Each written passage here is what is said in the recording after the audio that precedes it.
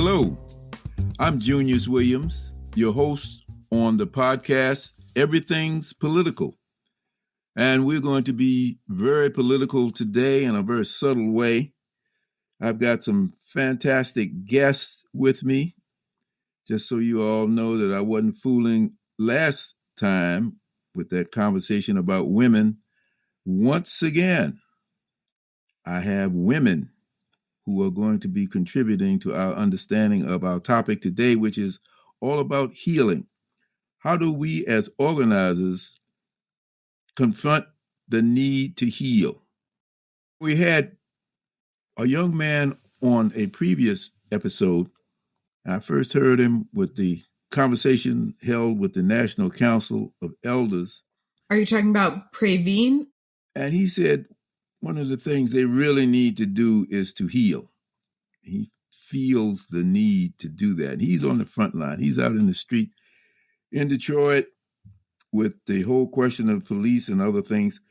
So we all have had those kinds of experiences, but have we all done the healing that's necessary for ourselves, but maybe even more important, for other people that we want to work with? So I'm going to talk to these folks. The common denominator of the three people we have today is that they all deal with some aspect of organizing and some aspect of healing. First person I'm going to introduce is Shay Howell.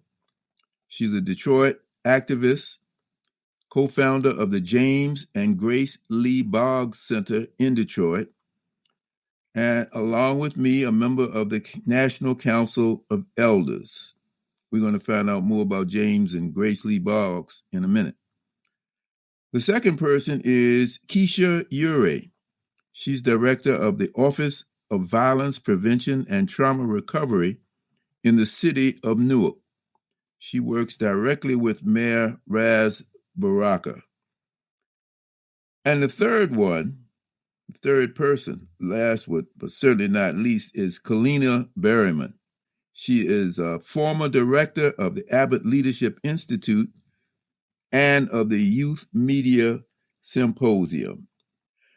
Along with me, as always, is Francesca Larson, who takes care of business with the organization side, but is also a co-host. So, hello to all of you. Hello. Good to see you. It's very good to see you. Good to see you guys too and hear you. So, why is healing so important if we are dealing with people who consent to be organized?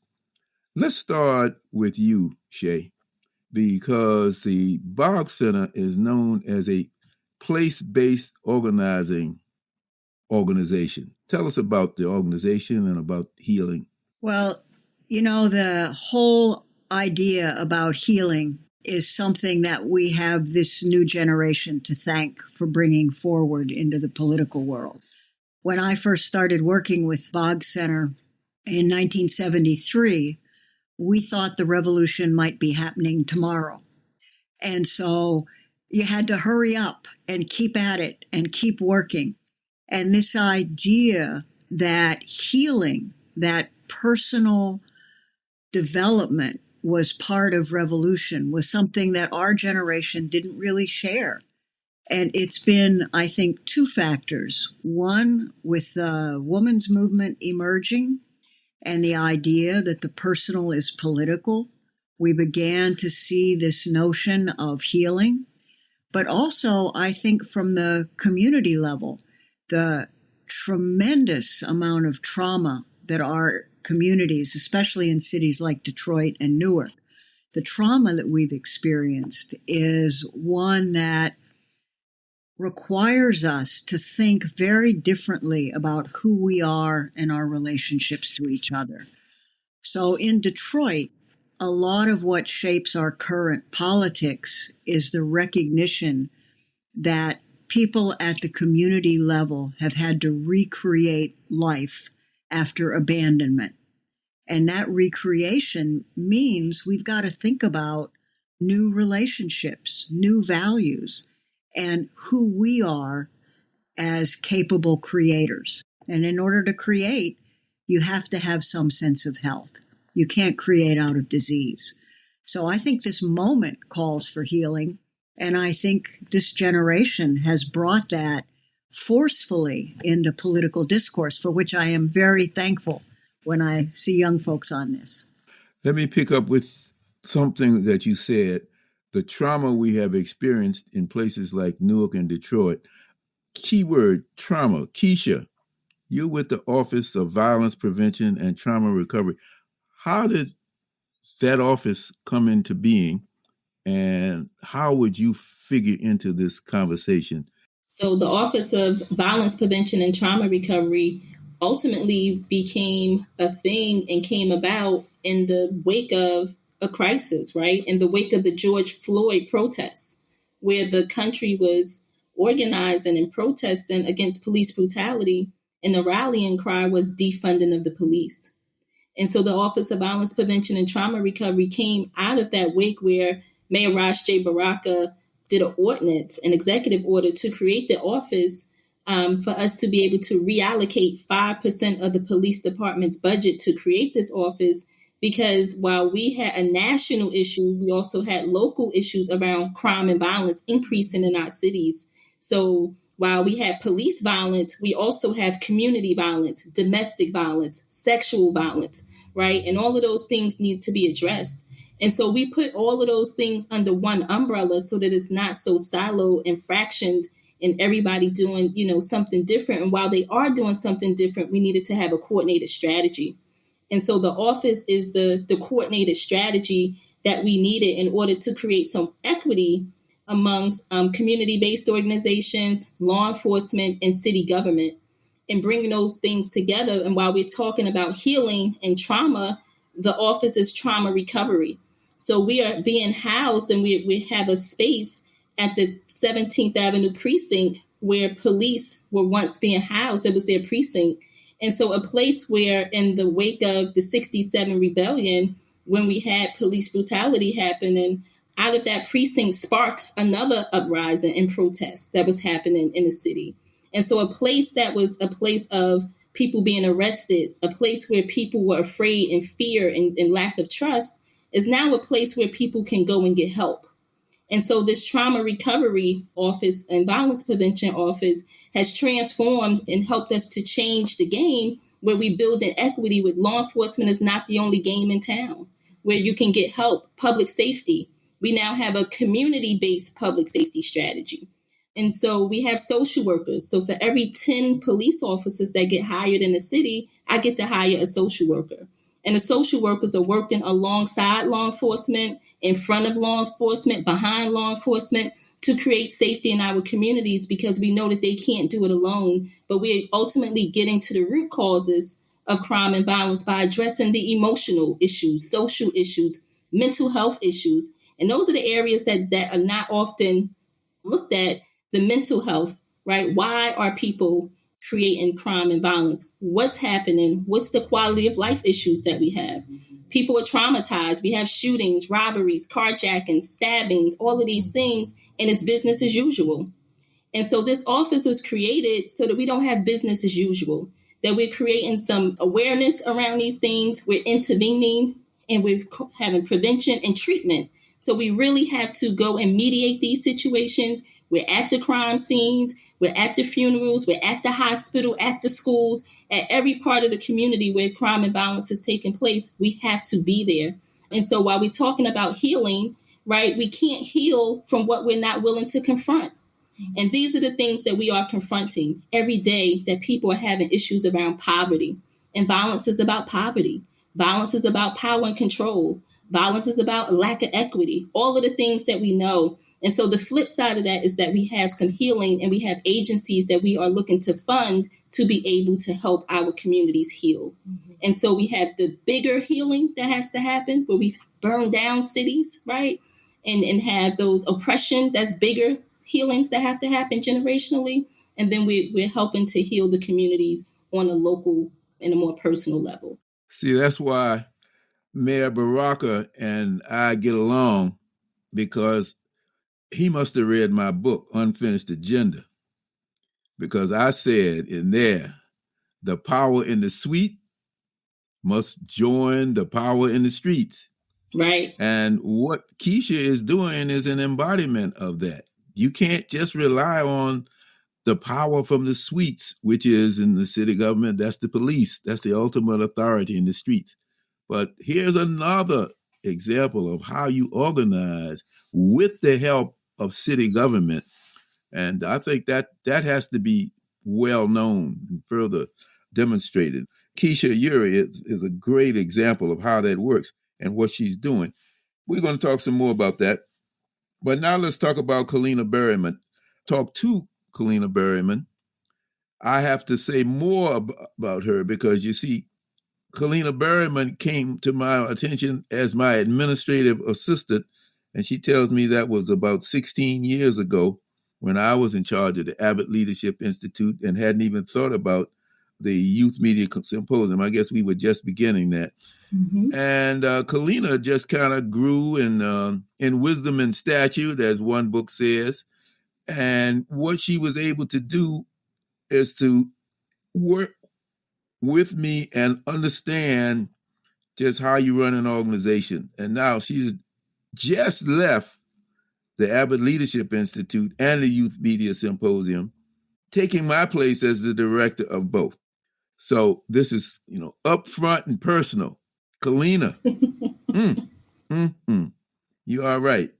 So now the question to you is, especially when we formed the Youth Media Symposium, you can tell us what that is, but one of the things that we had to do, and you had a great deal to do with this, is to help those young people heal.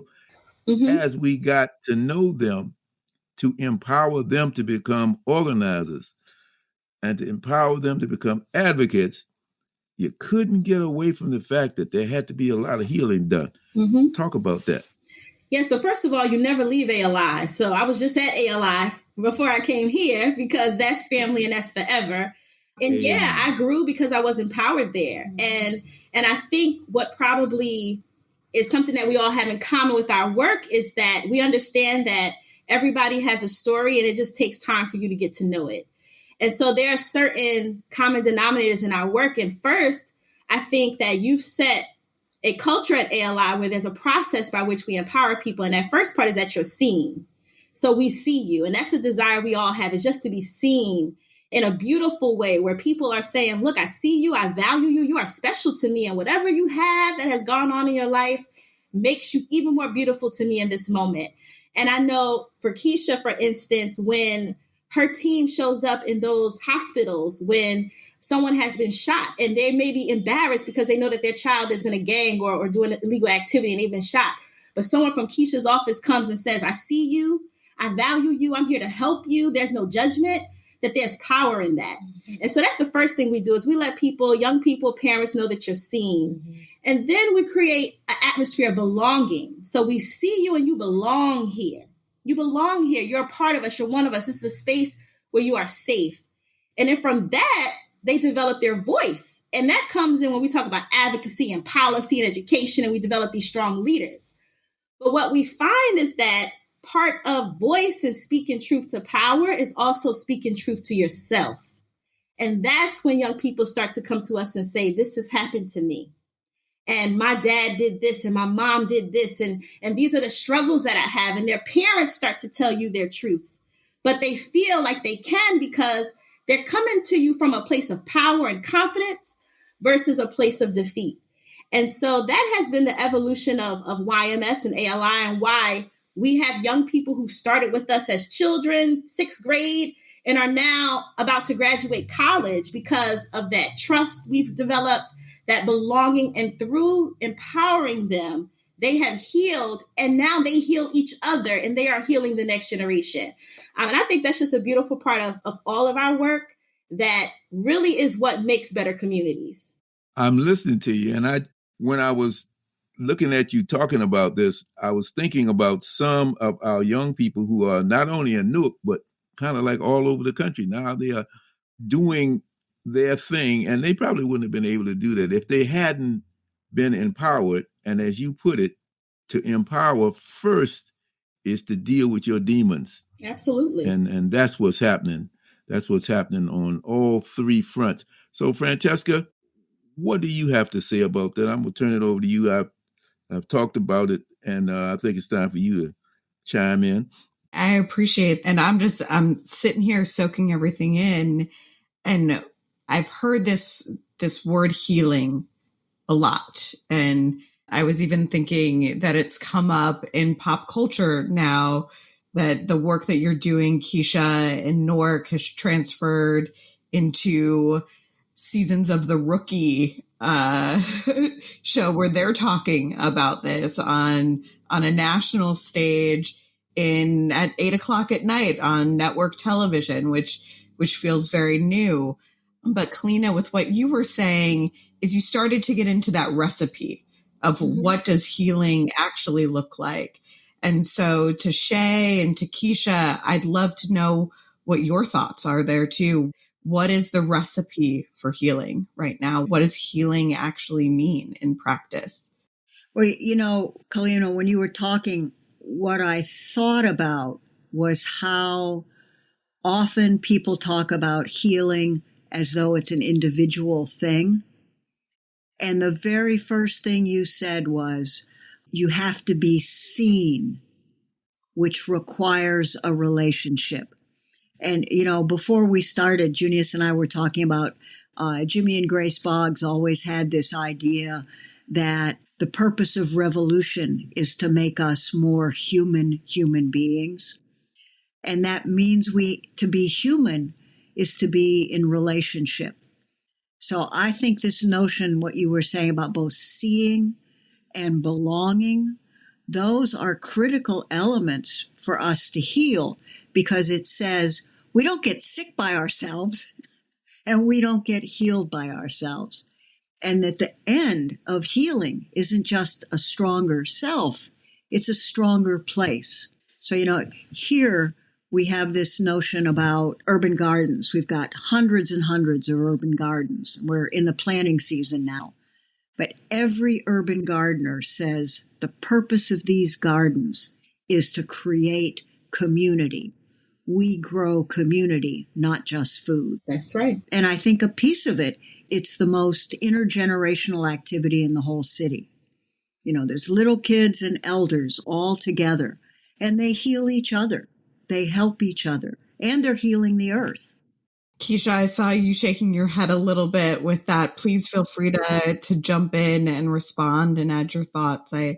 Nobody has to wait for myself or Junius to ask a question too. So Shay is on point, and Kalina, in terms of healing is so abstract, right? That if you don't know what it looks like and even what it feels like, but we certainly have some sense of, right? And so with it being abstract, they're like, well, what is the secret sauce? How do you do it, right? And there's no blueprint to healing.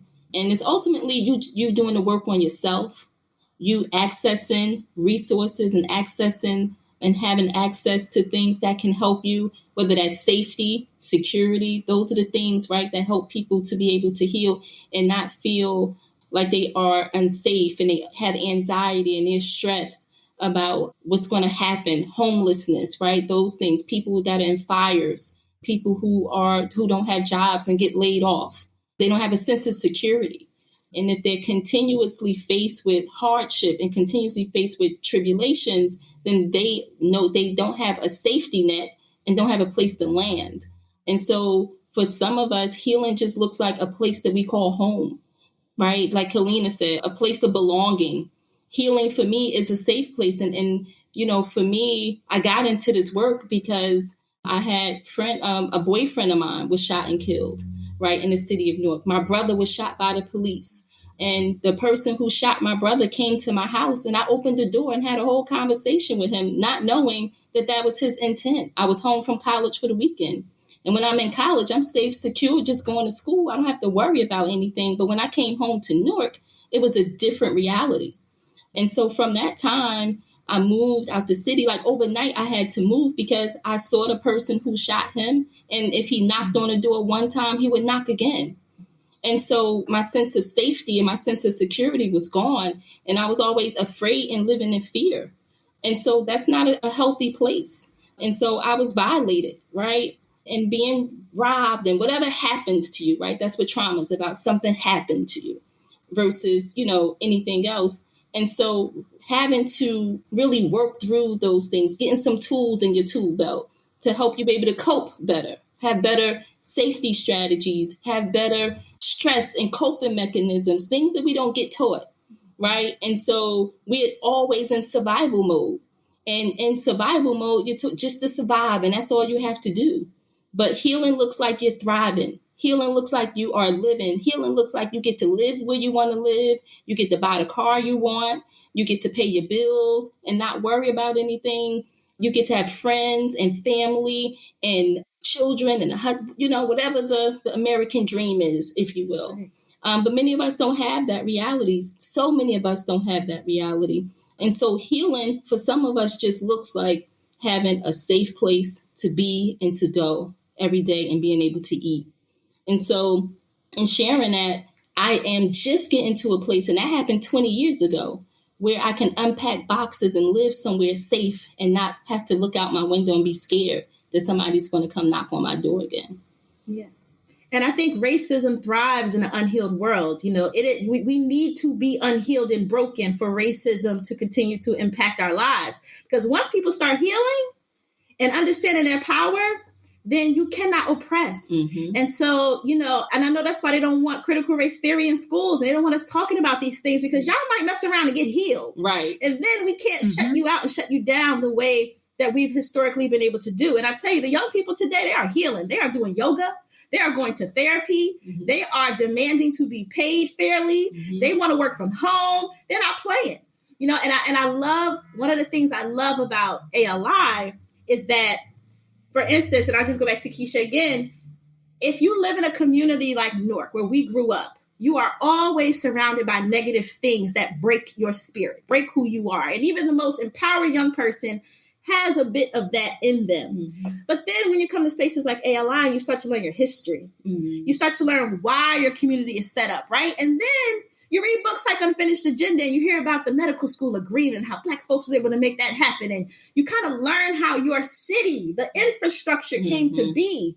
And you see your city differently. Right. But then you see your mama differently, and you see your grandmama differently. And you see your uncles and your aunts differently. You say, okay, Uncle such and such was on drugs, but that was a part of the 80s, the plan, Yeah, and you start to have empathy. Right. And you start to understand yourself and your lineage differently. And then you start to ask the world some questions and hold them accountable. Mm-hmm. And now they can't treat you the way they were able to treat your mother or treat your uncle or your aunt. So there's power in healing. And I think that that's something that we have to continue to advocate for, and to allow spaces for young people, especially young professionals, to heal. Because what I found now with YMS is that these young people are showing up in spaces that are not ready for the healed version of them. Mm-hmm. And they are saying, I'm not going to take this. And Black older people are trying to make them bow down. And they're like, oh, we're not going to do it. So I think for us, our challenge now, for my generation in particular, for our generation, is when these young people come to us demanding more, what are we going to do about that? Mm-hmm. How are we going to protect them? And so, that's our work at this point, is protecting the healed version of our children. And if our people that we're going to are not healed, then they continue to perpetuate, right? The trauma and all of those things. And so we have to, like she said, prepare our young people for an unhealed world and unhealed family that don't know how to accept them when they come and say, we want to go to therapy. And we know that our grandmothers say, what happens in the house stays in the house, right? We don't need to go talk to nobody about our problems. And we're like, no, therapy is the culture now, right? And I'm a therapist, right? And so seeing so many young people and people now in therapy not feeling stigmatized by it anymore is healing. Absolutely. And let me take that a step further, because if that healed version shows up, whether you work in Lakeisha's version or Kalina's version or Shay's version, when that healed person shows up and raises his or her head, inevitably, they're going to get involved with the whole question of social justice, not just for themselves, but for other people as well, which leads to the politics of confrontation, which is why people like Praveen and the rest of these young people that are out here on the front line, sometimes constantly, day after day, just like we were back 50 years ago with SNCC and SDS. There has to be some kind of way that people like that get the kind of healing that they need. So what do you suggest, Shay? I mean, Praveen is in Detroit. What are y'all doing when you say that you are a place-based organization or you are into place-based organizing? What are you doing to help people like that? Well, I think that some of it is what we've just been talking about. One of the things that has happened with the young people on the streets is all of the older folks, older activists in the community, almost immediately, as soon as it jumped off, we organized a major coalition to make a public statement in support of the young people. So we said, essentially, we said what you said, Lakeisha. We said, we see you, you belong to us, and we're putting our arms around you. And we have tried to maintain, as elders, support for these young people. The second thing we've done is we've tried to provide a platform where they can use their voice to describe what they see happening.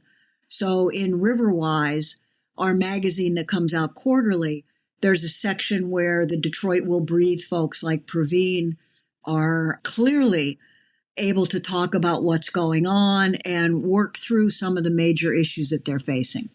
And the third thing is we've taken study seriously.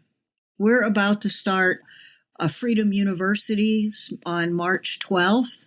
And the number one thing we're going to read is Walter Rodney, How Europe Underdeveloped Africa, so we can understand the back forces that have shaped us. And then we're going to move up forward through the history of Detroit bankruptcy and then take a look at the community responses.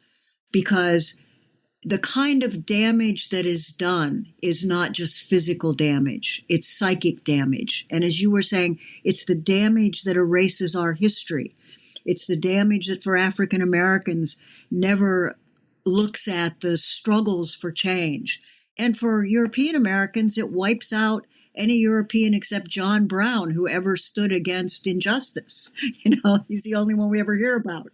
And he got killed, not a role model. So how we think is something that we're trying to do in an intergenerational context. And the other thing we're trying to do is very intentionally create intergenerational relationships where the experiences are experiences that can come around these folks. I don't know what, you've got great public officials in Newark. We don't in Detroit. Our young people are experiencing a kind of assault from the police and the state that belongs in 1955. That's what it looks like. That's what it feels like. And the weight of it on them has been so heavy. And so our job is to put our arms around them and to really try to create a kind of radical love that says, as you said, not just that we see you, but we're here to protect you and support you. So those are the kinds of things we're doing. There's way more to be done, but that's definitely a beginning. Yeah, I think each generation has a different charge. I think, Mr. Williams, you all created the door, and our generation is holding the door open and putting a carpet, and their generation is breaking that door down because we don't need it anymore. We're here. And so for me, how I personally support the young leaders and the fighters that come out of ALI is I want them to do three things, and I let them remind them and make a way for them to do it. One is to create. I want them to have the freedom to create the lives that they want for themselves. And that's something that, Mr. Williams, maybe y'all couldn't necessarily do because the fight was so difficult and we couldn't really imagine it, so now they can. So we're saying you need the space to create the life that you want because joy is justice. Justice is not spending your whole life fighting. All my life I had to fight. No, we want you to be able to create beautiful things. And then we want them to be able to dream for themselves and for their children unapologetically. You do not have to sacrifice your life for the struggle. We want you to add to it, but the sacrifices have been made. We need you to know what they were, respect them, and now take advantage of them. So we want them to dream. And then last, I want them to rest. I just left, and one of our kids is going to Paris. And I'm like, you go, girl. But why? Because we have made sure that they are financially able to do that. And so the ability to create, dream, and rest comes from financial freedom. And so for me, I make sure that our young people are paid well, that they understand that they can be entrepreneurs, and I connect them to vast amounts of opportunity to make money and to build wealth, because they deserve, from all of our work and efforts, the right to create, dream, and rest. And that keeps them fighting and thinking about new ways to make the world better. So, that's my thing right now is the 18 to 24-year-olds. How are we going to make sure that they get to enjoy this world and not have to continue to have to sacrifice joy for the struggle? Francesca? I'm letting Kalina soak in, and I'm taking some notes here. Create, dream, rest. And I'm wondering, Keisha, that you might see some of these folks before they get to Kalina. What comes before having the freedom to create? What is allowed to happen in your trauma recovery space?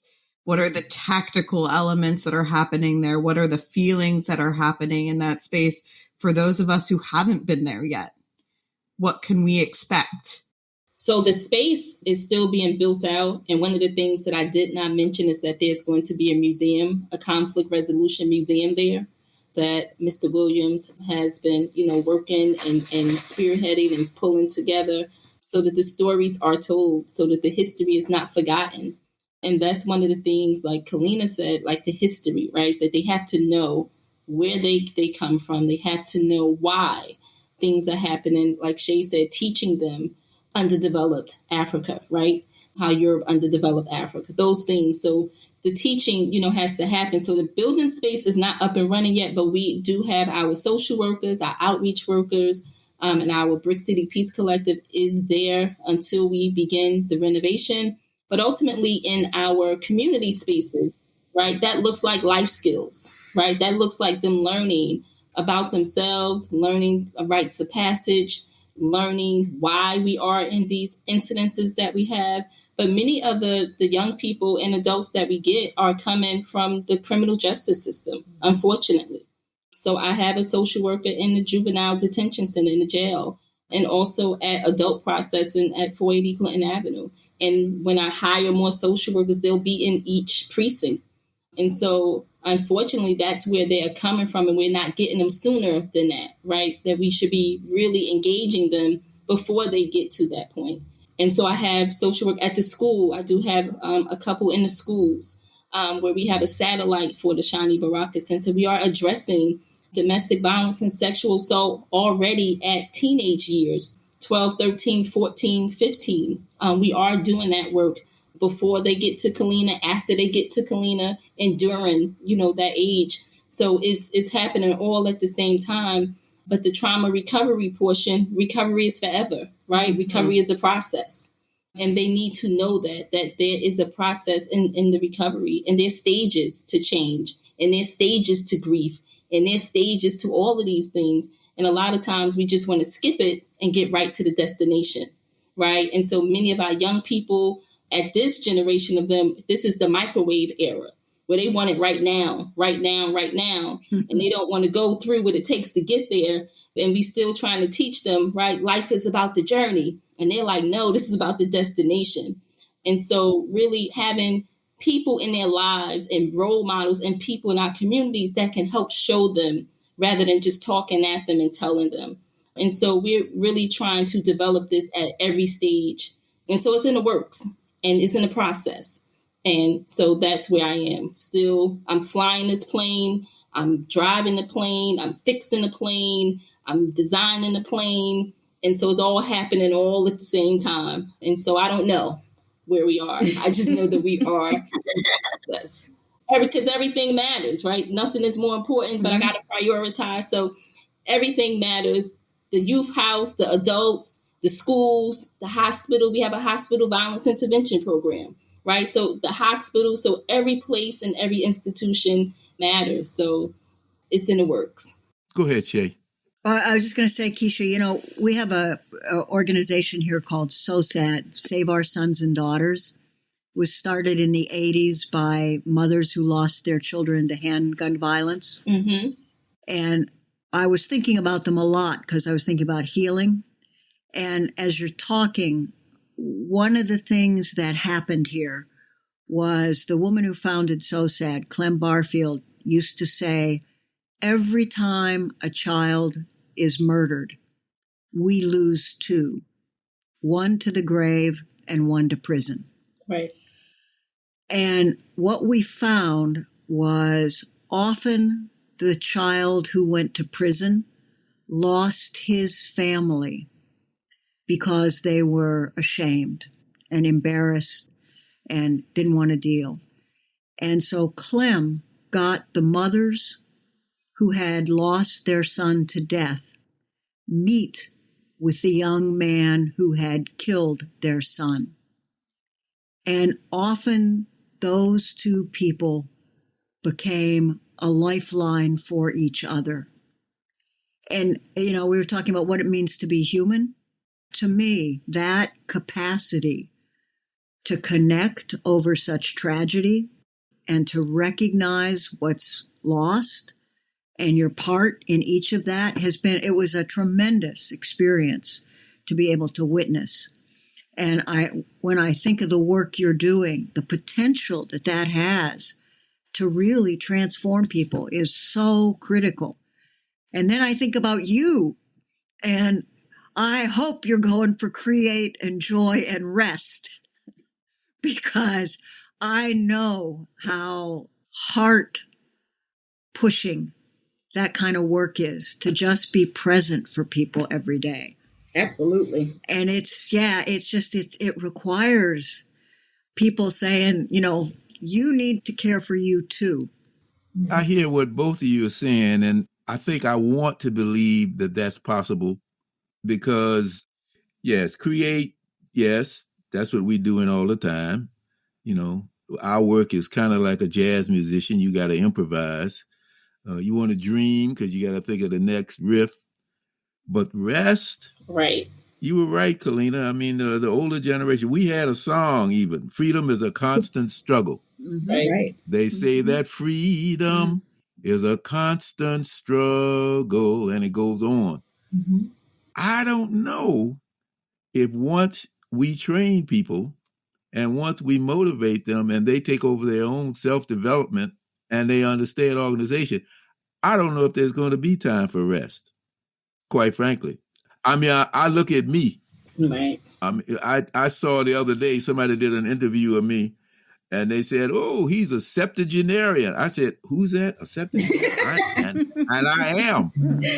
That's the first time I realized that I am a septuagenarian. And I ain't resting that much.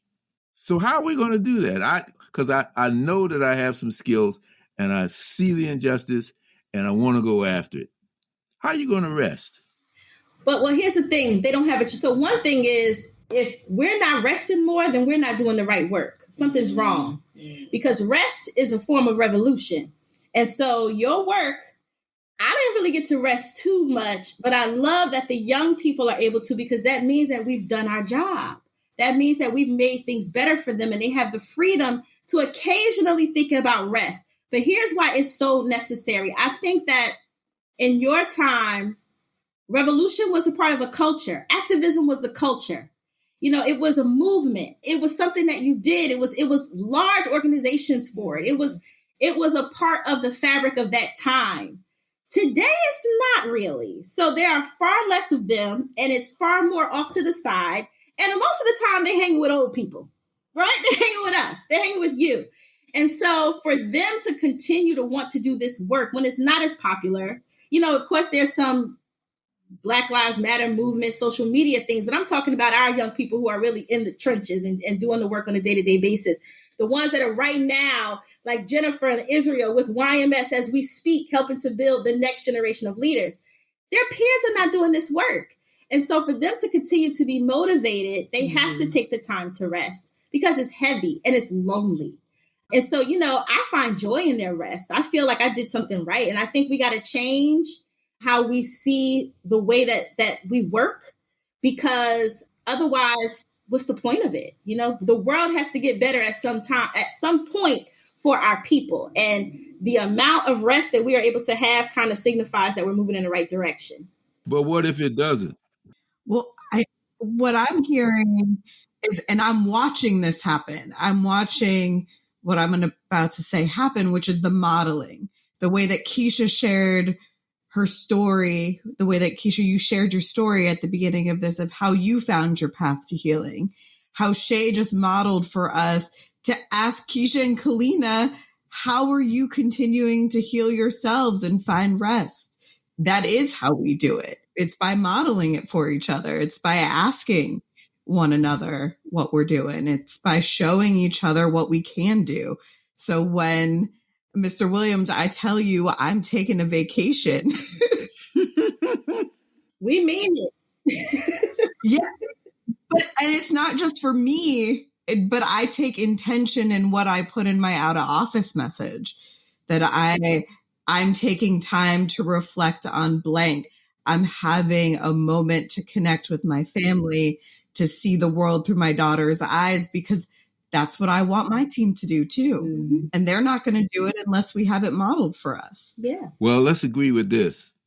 Once you get to be 75, then you can rest. and that's certainly a thing. But there ain't no time for resting right now. What do they say? No rest for the weary? Well, yeah, that's right. I want to come back at you on that, Kalina, because you said maybe we didn't do the right thing because we don't have time to rest. Or maybe we saw that what has been created and dreamed has not been really developed, and so we have to keep on carrying it through. Yeah, we come back and we get back from Jamaica, we keep on working. I would make a distinction between rest and being satisfied. I don't think we should be satisfied, but I definitely think we should rest, because one of the things we learned is you can make some really bad decisions. You can do some really awful stuff when you're tired. And I think rest might be not it fits nice. It's an easy word, but what we're talking about is soul feeding. We're talking about being able to ground ourselves and come back with new eyes. And that's critical. And if it happens under the name of rest, that's great. If it happens under the name of listening to music after the show, that's what it is. But to recognize we have to feed our souls, not just our bodies. We have to feed our spirits. And that's what rest's about. Mm-hmm. Well, now I agree with that. See, I had an organization called NAPA, Newark Area Planning Association, and we fought all kinds of urban renewal, highways, medical school takeovers. And there were other people doing something similar or part of what we were doing in Newark at that time. This was in the 60s. And in the little office that we had, every Thursday night, we had what was called Napa Soul Sessions. I'm coming on to what you're saying, Shay. We had music. We had a drink that I can't say the name of it, but the initials are MF. That's because we had a Kool-Aid base. We put ice in it. And whoever had some liquor at that time brought and put that liquor in there. And after you drank one cup of that, you said, that's a That's how the drink got its name. You're shaking your head, Keisha, but I'm dropping science here. I'm going along with what Shay's saying. You gotta find some kind of way to nurture your soul.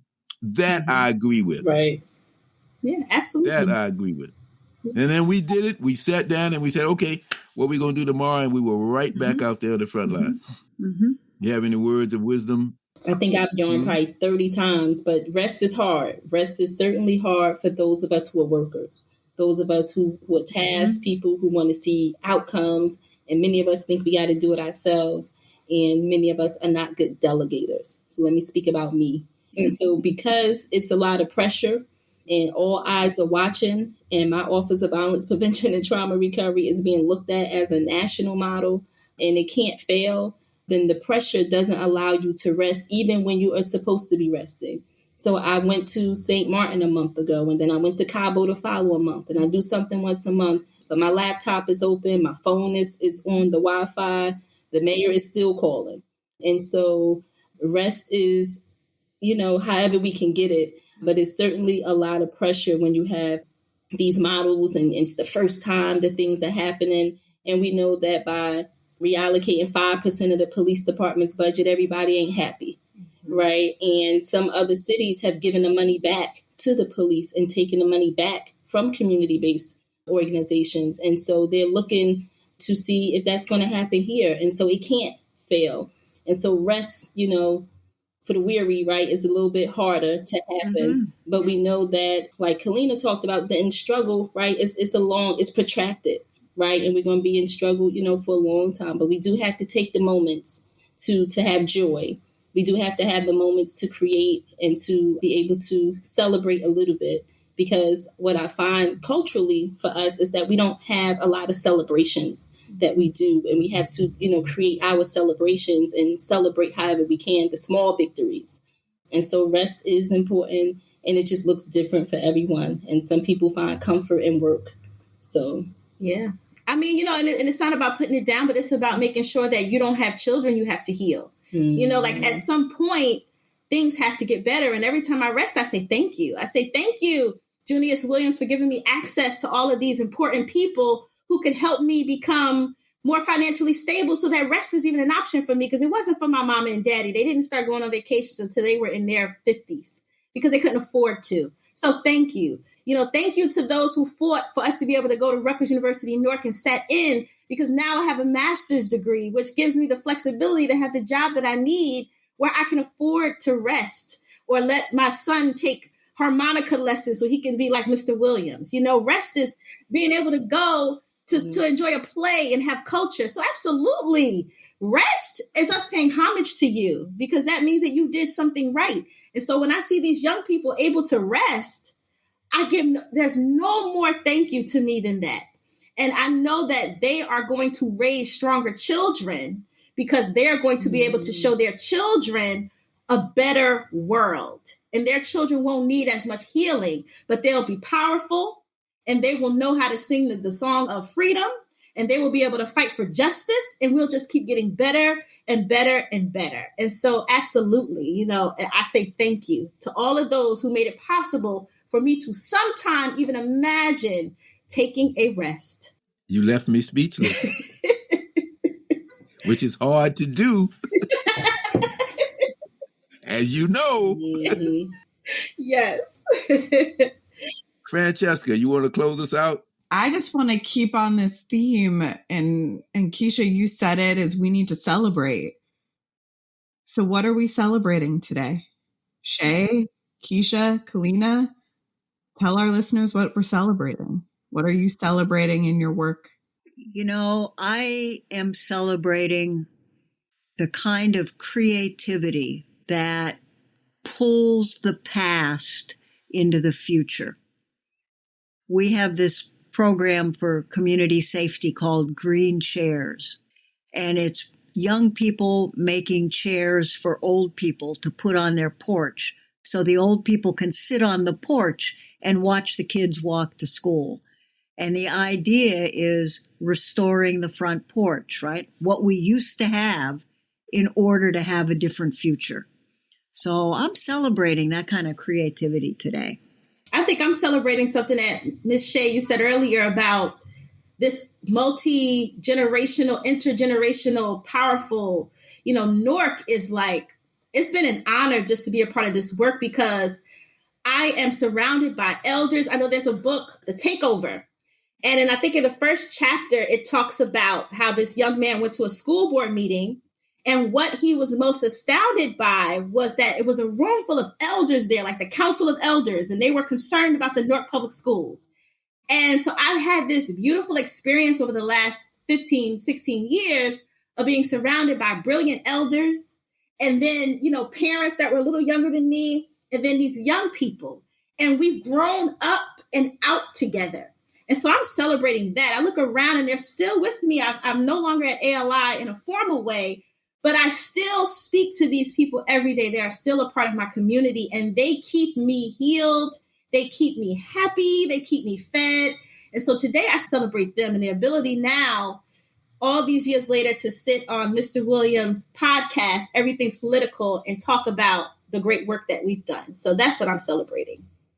And so we are celebrating all things political, which is a great thing because we are normally on all politics are local, right? And so it teaches us that we have to be involved in the process, right? And that politics is everything, right? And we know people say, I don't do politics, but politics is everything and you have to do it. And it's how it creates pathways for us to be able to get to the next level. And so I'm celebrating social work, right? And being able to be in this position as a social worker, because before social workers were stigmatized as the people who take your children, right? And not really as the change agents. Mm. And so being able to have social workers in the police department, social workers having equity, social workers being able to be seen as the people who, when you don't know what to do, then these are the people that you call, being problem solvers, right? Being people to be able to help. And so with that, I received an email saying that I'm going to be awarded Social Worker of the Year from the National Association of Social Workers for the New Jersey chapter, right? Woo! Absolutely. They never saw social work and activism and social justice and all of those things as being things to award before. And so I want to be able to move the needle with community organizing because it's not being taught in the schools anymore. And that they continue to keep that because that's what makes us who we are. We have to be able to transform communities and transform our oppression, right, into, ways to be able to make change and for it not to be seen as a bad thing. People who push the needle, confrontation, like Mr. Junius said, right? People who are the troublemakers of the world ultimately are making the changes to be able to build the pathways for the Kalina, the youth to be able to pass through. Someone has to kick the door in, someone has to open the door and hold the door, and someone has to walk through unafraid, unapologetic, knowing the mission. And so I'm excited to be a part of that change. Well, it don't get no better than that, as they say in the hood. So on that note, I want to thank you all. I'm celebrating the fact that I'm here today with you all, that God has blessed me and you all have supported me so that I can actually be a part of this program and to sit here and to learn and to celebrate with you all and to give thanks to Francesca for her help and her insight. She balances me out. And we're going to be back at you pretty soon. Just to give you a hint, we're going to be talking about voting the next time, the power of the vote. And because, I reached out for people to be on the program and they all said, well, we're going to be in Selma because this is this 57th anniversary of the Selma to Montgomery March, of which I was a part. Most of the time I spent in jail and in prison, but I was part of it. And so somebody said, well, you ought to go. So I'm going. And you will be listening to some of the voices that I heard telling me why they still believe in the vote and what we're going to have to do to protect it. So on that note, good evening. Thank you all. See you next time. Thank you. Power to the people.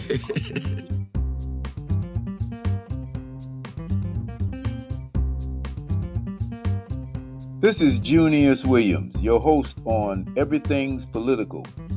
Everything's Political podcast is sponsored by the Center for Education and Juvenile Justice and supported by the Terrell Foundation and listeners like you. It is produced by Mosaic Strategies with theme music by Anthony Ant Jackson. Like what you hear? Subscribe to Everything's Political Podcast on Spotify and follow us on Facebook and Instagram for exclusive behind-the-scenes content.